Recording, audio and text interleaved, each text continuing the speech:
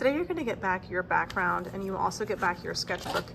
You wanna go ahead and get the fish that you cut out last time pulled out. And if you were not able to cut all of your fish, then you wanna get out any extra prints you have and get that final one cut out first.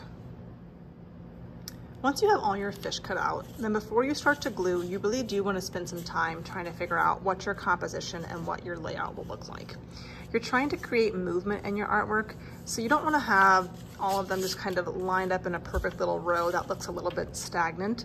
You might want to have some that are more angled. There could be some that are overlapping others. If you have really big fish, you don't have to use them all. If you only want to use a few so that it isn't so crowded, you can kind of be selective and choose the best ones to use. You could also have some of your fish kind of extending beyond the edge of your paper. And if you do have that happen, we will kind of cut off any overhang and you could end up using that piece somewhere else, like it's coming in from another part of your paper. When it's time to glue, you want to make sure that you are not gluing on top of your paper. You don't want to see messy glue marks. And you also need to be very generous with your glue. If you're being kind of thin with your application, then it might be coming off. So make sure you're really getting a good amount of glue as close to the edges as you can. The more the better, that way you aren't going to have pieces sticking up. So once you've got the entire backside covered, I'm going to have to move these ones off, but I kind of remember where they're supposed to go.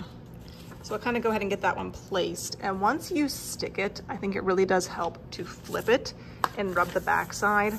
Some kids have noticed that when they're rubbing the front, the ink is smearing a tiny bit. So I always stick it, flip it, and give that back a really good massage to make sure that all of the parts are sticking down really well. And then I'll continue kind of layering my fish into kind of an interesting composition.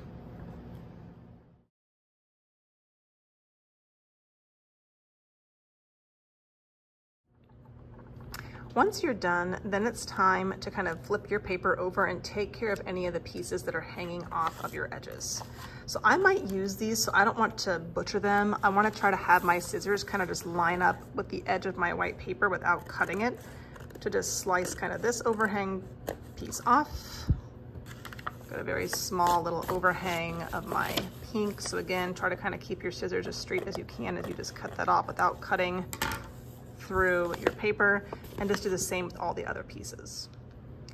Once you're done kind of cutting off the overhanging pieces, then you have to decide if you'd like to use them somewhere else. So obviously wherever the flat edge is, that would need to go to another edge of your paper. It could be there's another fish kind of swimming in from this side. It could be somewhere up here. If you glued it down at the bottom, I guess that could make sense. It really is up to you.